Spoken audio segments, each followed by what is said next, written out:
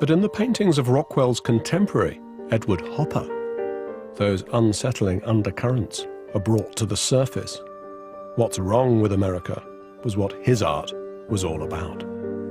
Hopper scenes are like glimpses, almost voyeuristic moments that seem to capture the inner turmoil of lonely individuals.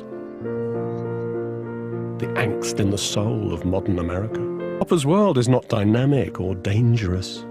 In its way, it's as soulless as a Sheila factory. Only this time we really can see the people and share their feelings, or at least think we do. If there's a contemporary equivalent to the art of Hopper, it must be the work of another New York artist, Philip Lorca Dicorcia, whose photographs are shot through with that same sense of ambiguity and introspection.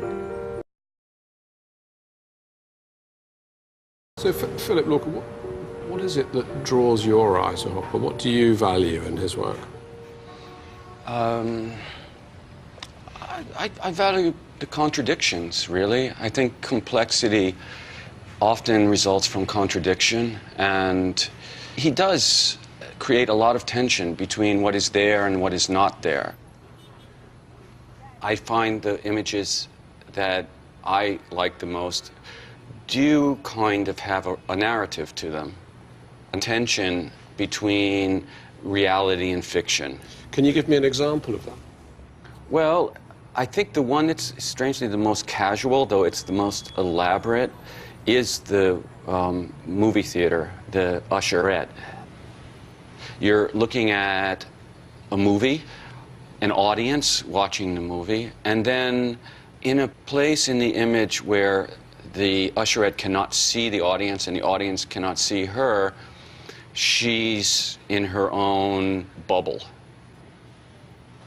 And I think that that's a very complicated picture in terms of its psychology, because you can kind of empathize with her on a level that is very difficult to do, I think, because with narrative pictures, you see the conclusion always to things. And he never concludes anything. I mean, he is a master of what I call the elliptical narrative. There's an element always missing.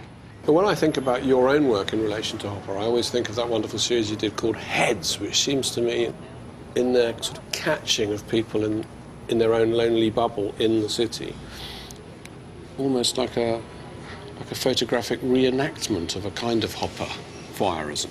Well, I think that people in groups, you know, can be seemingly isolated. It really remains a mystery what they're thinking about. When people don't look directly at the camera or at the nominal viewer in a painting, it's always seen as inward. It is a bit of a cliche, I guess, but it's also one of the reasons why his work and my work is described as cinematic at times.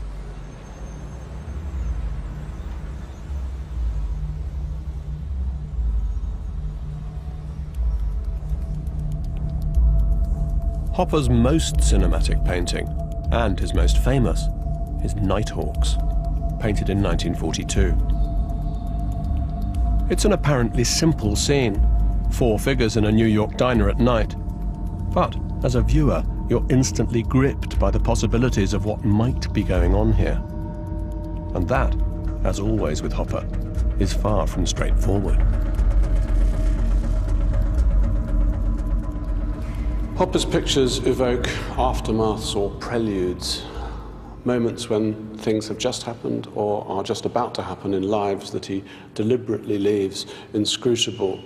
And what I think is most distinctive about his vision of America is this pervasive feeling of emptiness, of transitoriness, of rootlessness. I think what Hopper absolutely nails about a certain aspect of the modern American experience is that sense of a place where people who are perhaps traveling from different places in this vast continent, perhaps traveling salesmen, hookers, someone from out of town, they suddenly come together in a diner. I love the way that Hopper's painted this diner, almost as if it were an aquarium. And I think that's exactly what he captures. He captures this oceanic emptiness of modern American existence. And Hopper said that he was the great figurative artist holding abstraction, holding modernism in all its forms at bay.